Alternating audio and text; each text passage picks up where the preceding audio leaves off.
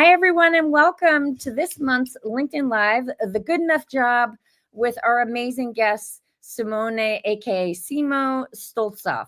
Simo, welcome. It's so nice to have you. Thank you so much for having me. So this is, of course, a partnership with the Global Wellness Institute's Workplace Wellbeing Initiative. We are so grateful for that partnership. This is the second of a 7-part series that is focused on well-being at work. And in our conversation today, we're really going to be dismantling a lot of the many myths that we have around work. And I really appreciate, Simo, how you've really broken it down in your incredible book, which I have with me here. Whoop, I always go the wrong way. The Good Enough Job. Where you really start to break down some of these myths that we have held near and dear to really start to look at what work actually is. So I want to extend a special thanks to Jessica Grossmeyer, Elizabeth Backrod, Eleanor Serrano, and all of the other members of the Workplace Wellbeing Initiative. And the goal of GWI Workplace Wellbeing Initiative is to transform workplace wellbeing and organizational performance and empower a thriving workforce. So that's also our goal today. So again, our topic today is the good enough job.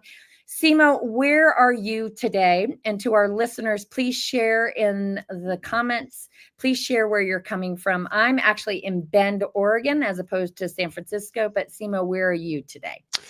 Yeah, I'm in San Francisco. As you might be able to tell from my background, I'm in my 4-month-old son's nursery, which tends to have the best acoustics in the house. But yeah, my wife and I had a baby very recently, and it's nice to be back in a more intellectual room as opposed to in the babbling and rocking to sleep that I've been consumed by it for the last 3 or 4 months. Although I'm sure that's wonderful as well.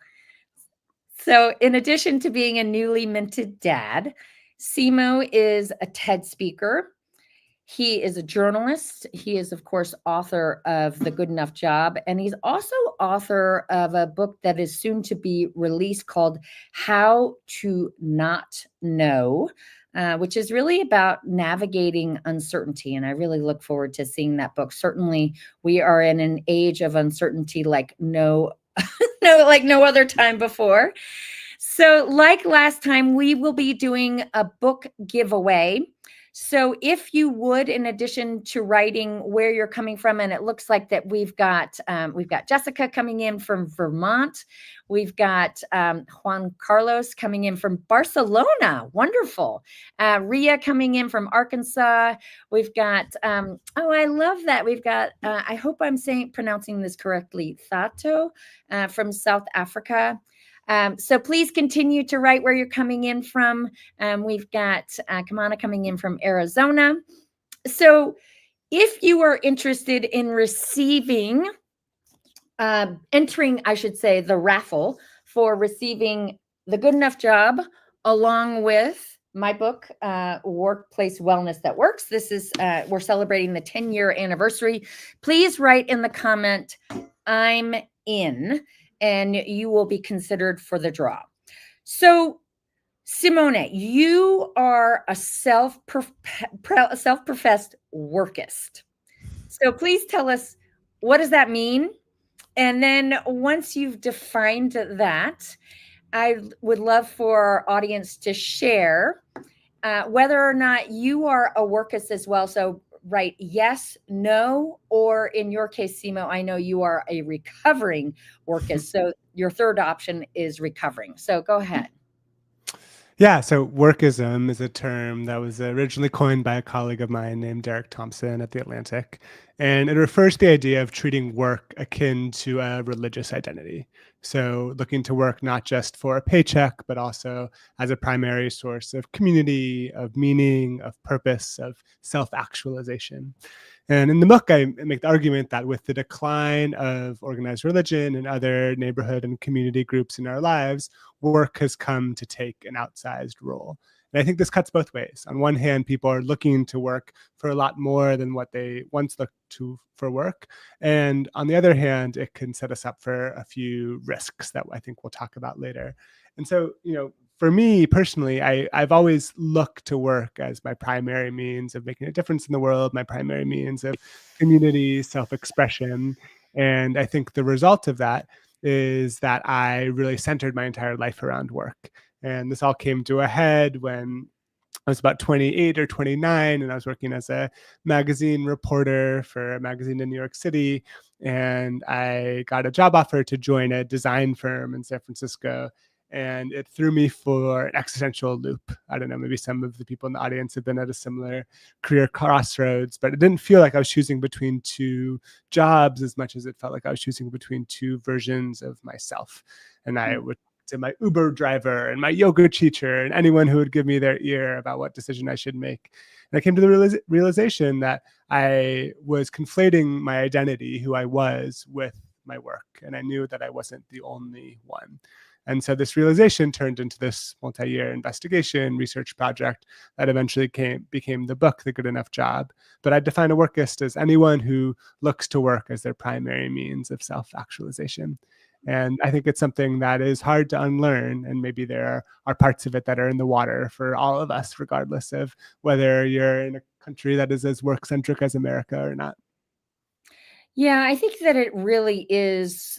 As much as we think that we have autonomy and choice, we do live in a world that has become so work centric. And as you describe, and the analogy that I often use, we are swimming in waters of work centrism.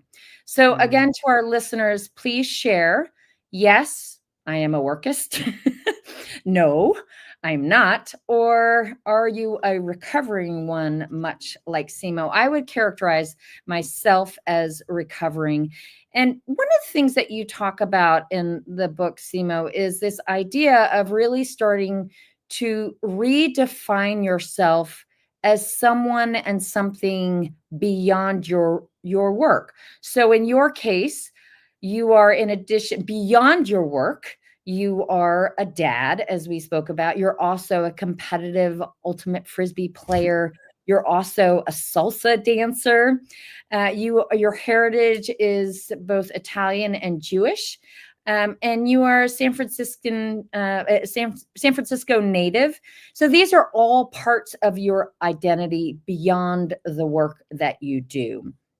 So in thinking about becoming this process of being a recovering workist, what have been some other ways that you have really started to recover from having a life that is so work centric? Yeah, I think the main takeaway of the book is about the value of diversifying our identity. Certainly we work more than we do just about anything else, and how we spend those hours matter. Work can be a means of making a difference in the world. It can be a way of finding community, of making an impact. But much as an investor benefits from diversifying the sources of stocks in their portfolio, we too benefit from diversifying the sources of meaning and identity in our lives. And so in order to diversify your identity, I think the most important thing is that you're carving out spaces in your days, in your week, in your life, where you are doing things other than work. It may sound a little bit simplistic, but if you want to derive meaning from aspects of your life other than work, you have to carve out space to do things other than work. And so the way that I think about it from a work perspective is, I think there are three main risks of not diversifying your identity, of maintaining this sort of workist mentality where you consider yourself what you do. One is that your job might not always be there. We think lots of people learned this during the pandemic. If your work is your sole source of identity and meaning, and you lose your job, maybe to no fault of your own, then you can be left hung out to dry. If you are what you do, and you lose your job, who are you?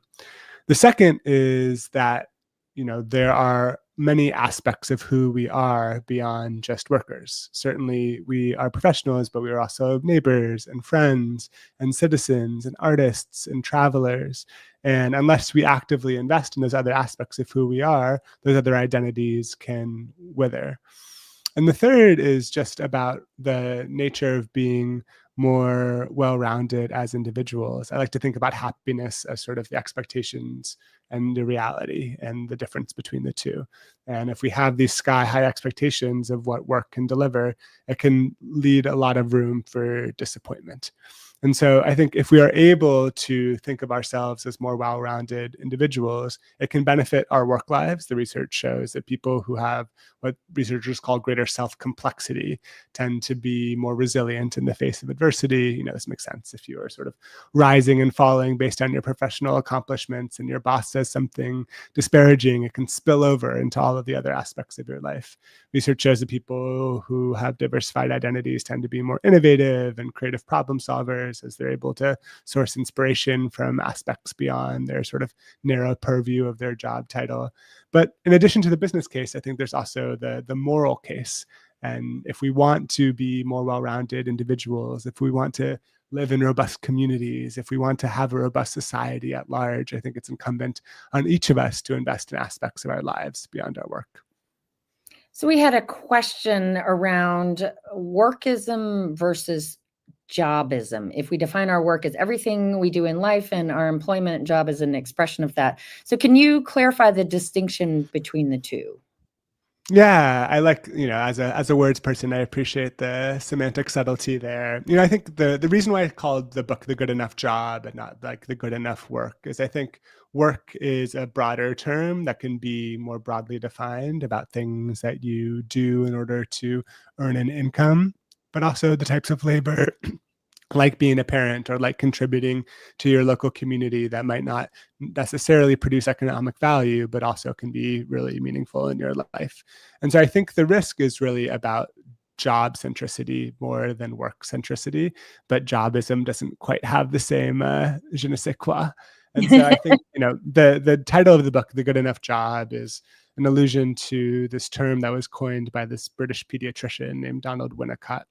And he was observing how there was this growing idolization of parenting, specifically in England in the mid 20th century when he was practicing. These parents wanted to be the perfect parent. They wanted to shield their kid from experiencing any sort of negative emotion or harm. And if they ever felt frustrated or sad or angry, the parents took it extremely personally. And so Winnicott proposed an alternative, and he called it good enough parenting or the good enough mother. And the idea was that an approach that valued sufficiency as opposed to perfection would benefit both the kid and the parent. The child would learn how to self-soothe and take care of some of their own issues, and the parent wouldn't lose themselves and their self-worth in their children's emotions. So obviously, the book title is a direct allusion to this and the idea of a good enough job as being a job that allows you to live the type of life that you want, the job that allows you to be the type of person that you want to be, as opposed to the central axis around which the rest of your life orbits.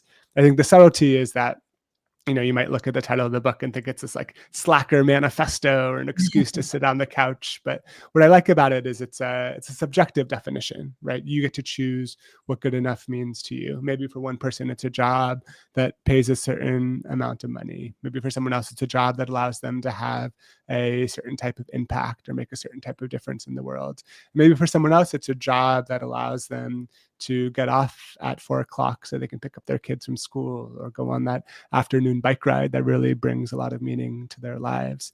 So the idea is, rather than just thinking about perfection as the goal, thinking about our job as a means to a greater end, and how we can think about our jobs as a way to support the type of lives that we want to live, as opposed to the center and everything else getting pushed into the margins.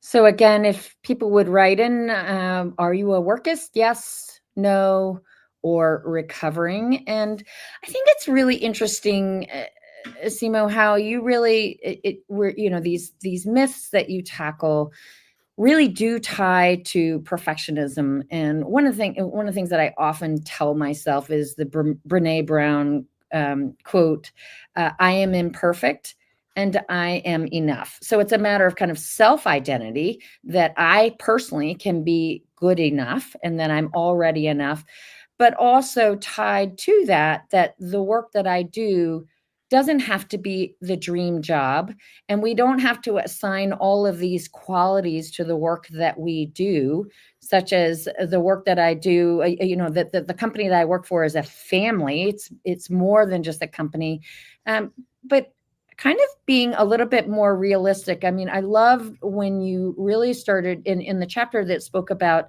this myth around how a company can be a family, how dangerous that can be, and also how disingenuous it is, because ultimately work is a job to a certain extent, and ultimately it will come down to money and power. So can you talk a little bit more about the dark side, if you will, of assigning these kinds of qualities like dream job or company as family to the work that we do? Yeah, well, first, I just don't want to fault employers. I don't think that there are sort of nefarious employers sitting Mm, around and saying like, "How can we exploit our employees? Let's call this workplace a family." I think sort of like the ethos behind it of wanting it to feel like it's an environment of trust where people look out for each other, where there's a sense of loyalty, is genuine. And people who have genuine relationships at work tend to be more engaged. They tend to stay at their jobs longer. It makes sense to create that sort of environment where people can feel like they're connected to their employers. But I just think family is not the best metaphor. For one, I don't know many families that are very functional. So I don't know if that should be what we're sort of aspiring to as a culture. And second, I think that, there's a big difference between the roles of family members and the roles of employers. Most notably, families don't let their family members go when they come on hard economic terms. And so, one of the things that I advocate for in the book is thinking a little bit more transactionally about what the employer is giving to the occasion and what the employee is giving to the equation. And, this might sound crass. We're told that jobs are meant to be callings and vocations. To think of it as a transaction might seem, rub you the wrong way. But I actually think that a more transactional approach to work can free both employers and employees. I think it allows employers, for example, to set clear expectations about what good work looks like, to show what is expected of their employees. And for employees, it allows them to, for example, talk about money without thinking that it somehow undermines the company's best interests. But most importantly, I think a more transactional approach to work allows employees to treat work as part of, but not the entirety of who they are. And so that's why I don't love the metaphor of family. It's not very exact. I prefer something more like a competitive sports team where you're working towards a shared goal, you have a sense of purpose, a sense of roles, but also an understanding that this is a relationship that is in purely economic terms and not necessarily in the types of familial bonds that we would expect of family members. So, for those of us still early or mid career, how do we resist the pressure to, quote, chase passion or define ourselves by our jobs without feeling like we're falling behind? Great question. Yeah, I think that's a really great question. And that's where, the nuance comes in. You don't want to treat work as sort of a necessary evil. I think there's a tendency in our culture, especially right now, to either villainize work or lionize work, to Mm. say, work sucks, it's a necessary evil, we need to like burn down capitalism, or to say the only way to do good work is to hustle and work all the time and do what you love. I think the passion question is interesting. One of the things that I say in the book is that following your passion is great for folks who have two things. One is a clear sense of what they're passionate about, and two, the ability to weather some of the inherent risk of doing so. So if you are, for example, following your passion, it often can lead to situations where maybe you are accepting less pay or fewer workplace protections than you deserve for the privilege of being able to follow your passion. I definitely know this in journalism. It's a field where entry level jobs often don't pay a living wage, where there's a lot of rhetoric around there's a line of people out the door who will happily take your place. And I think that passion can be a sort of air cover to cover up some of the problems that exist within the industry. I think the other side of it is that not everyone has a direct passion, especially if you're early or maybe in your mid-career. There might be the sense of, okay, I keep being told to follow my passion, but I'm passionate about lots of things. Or I'm not exactly sure how my passion can translate into a sustainable salary to support the life that I want to live. And so I prefer the sort of framing that a colleague of mine, Cal Newport, uses, which is that passion is often the result of hard work and expertise, not a precursor to hard work and expertise, which is to say, his I famous love book on that. his famous book on the topic is called So Good They Can't Ignore You. And so Mm. if I were advising someone early in their career or mid-career, my advice would be to develop skills, to develop career capital, to get good at things. And then passion can be the result of that hard work. The other thing that I'd say is that you don't necessarily have to pigeonhole your job as the source of all of your passions and your values. If you are passionate about product management and pets and animal welfare, you don't necessarily have to become a product manager for an app that is, helping care for pets. You can think about ways in which your job fulfills some of your values and how you might be able to pursue some of your passions outside of work as well. I really love that concept of allowing the passion to emerge from the skills that you develop and the good work that you do. So let's talk a little bit about the role of leaders, particularly managers, and kind of threading the needle around kind of. I mean, it's interesting. You bring up the Gallup stat that if you have a best friend at work, you're 7 times more likely to be highly engaged in your work. That's a stat that I share a lot, particularly in my work with managers. So really, I am encouraging managers to foster friendship within the team. But I have to say, and I'm sure a lot of people who are listening right now are also advocating for friendship in the workplace, are also, like myself, advocating for thinking about not just a job but a career, or even a calling, and how can the work that we do feel like a calling and not just a job. But how does if you were to speak to managers and leaders, how do they thread the needle around that in terms of trying to inspire their team members and their workforce, and at the same time be realistic? Yeah, of course. I am sympathetic to the role of managers as someone who has managed teams in the past. You want to create an environment where people feel like they can be comfortable, where there's psychological safety. I think there's nothing wrong with work being a source of community or a source of meaning or a source of purpose. I think it only becomes problematic when it is the sole source of meaning, identity, or purpose in people's lives. When it comes to how do you actually put the rubber against the road, put this into practice, there's a chapter in my book that I write about Megan Greenwell, who is the former editor-in-chief of Wired. And one of the things that she told me, which has stuck with me, is when she first became a manager, she wanted to be always available to all of her employees. And so, on Slack or Microsoft Teams, there can be like this little green icon that shows when you're available. And so she wanted to always be online. She wanted the door to her virtual office to always be open. And so she would be online late at night. She would send emails on the weekend and try and create this culture where she's always accessible. And what she didn't realize is that she was creating this unintended consequence of her direct reports, her employees, seeing her always available and always online and thinking that they always had to be so too.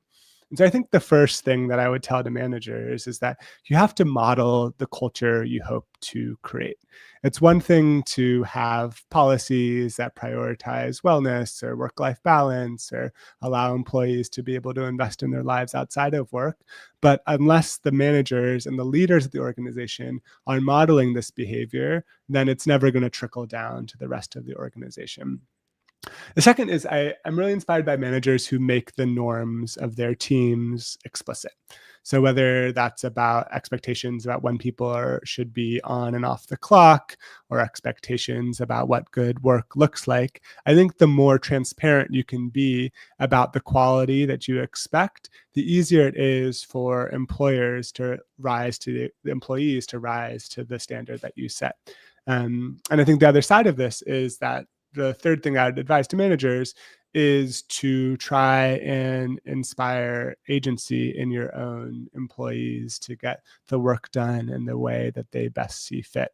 I think that's the best employee perk. It's not a ping pong table or unlimited vacation. It's the trust of their management and trust of their boss to be able to get their work done.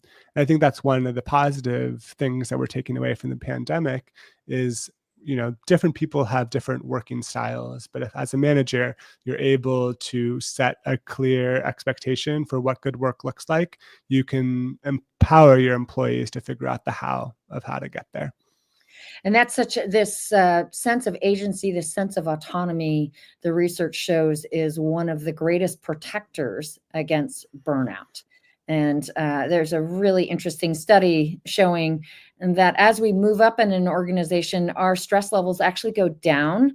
The common perception is that our stress levels go up because we have greater responsibility. But the truth is that as we move up in an organization, we have a greater sense of agency, a greater sense of autonomy, and that is one of the greatest protectors. So I really appreciate your speaking about the importance of managers, not only modeling, or is that what I often talk about is do, also having more explicit conversations. So I talk about the importance of managers engaging in speak, but then also creating those norms. So I talk about create. So every manager can do, speak, and create. So speaking of that, we actually, August is wellness a month, workplace wellness month. And we are actually issuing a challenge and a little bit different from a typical challenge, which is usually focused on the individual. This one is actually focused on the team.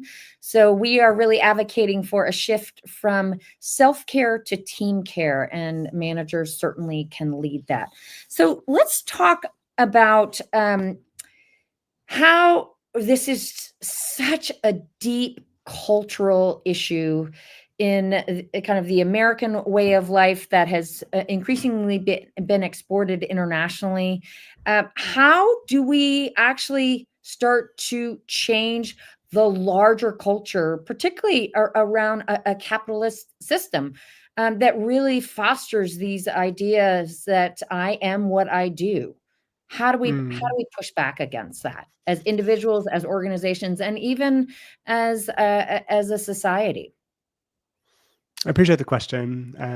A friend and colleague named Anne Helen Peterson has this great distinction between what she calls boundaries and guardrails. You can think about a road. Boundaries are sort of the lines in the middle of the road that separate one lane from another, and guardrails are the metal protections on the side that keep you from driving off the cliff. And I do think that those guardrails are the responsibility of both employers and governments to be able to implement, even though we so often put the onus on the individual to say, practice self-care or to set better boundaries. So I think at the highest level, one of the reasons why our relationship to work is so fraught here in the United States is that the consequences of losing work are so dire. When, for example, you tie healthcare to full-time employment, or if you're an immigrant, your ability to stay in this country is contingent on your employment status. So at the highest level, at the sort of government level, I think having a more robust social safety net can create the conditions for better work for everyone. When it comes down to the sort of employer level or the management level, we talked about some of the tips that I would give to individual team leaders or individual managers. But I think the last side of it is trying to understand how, as a company leader, you can build a rest ethic in addition to a work ethic. And so really trying to create norms around how employees are able to recharge, and so that they're not overextending their lives and ultimately burning out, which isn't good for productivity for anyone.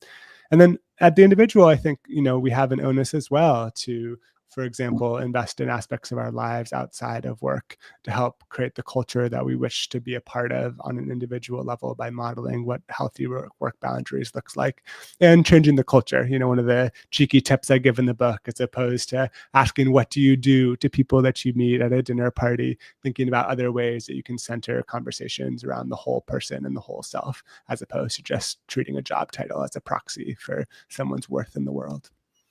I really love that. I love the idea of having a rest ethic in addition to a work ethic, and also really starting to provide more whole person kinds of responses in the how we respond to that question we hear so often, and we ourselves asking a different question beyond what do you do. So I'm curious about how people can follow your work. Simone. Yeah, the best place is just my website, which is SimoneStolzoff.com. I have a newsletter called the Article Book Club, which is sort of a fun way to stay in touch passively. And look out for How to Not Know, which is my second book, and it'll publish in May 2026. Great. And Alana, can you post for us the winner of so our winner is Samantha Timmons. Congratulations, Samantha. So you will be receiving 2 books. Please be sure, we'll reach out to you to get your address. Next up will be Zach Mercurio, author of The Power of Mattering, August 6th at 9 a.m. PT. We look forward to seeing all of you. Simo, thank you so much for being our guest. I really could talk to you all day. I think that the way that you broke this down around what we can do on a societal level, organizational level, team level, and individual level is really a nice way to wrap up our conversation. But this has been such a great conversation for everyone. Thank you again. And thank you also to all of our guests. And thank you to Global Wellness Institute's Workplace Wellbeing Initiative for partnering with us on this. We'll see all of you on August 6th. Take care. Thanks for having me.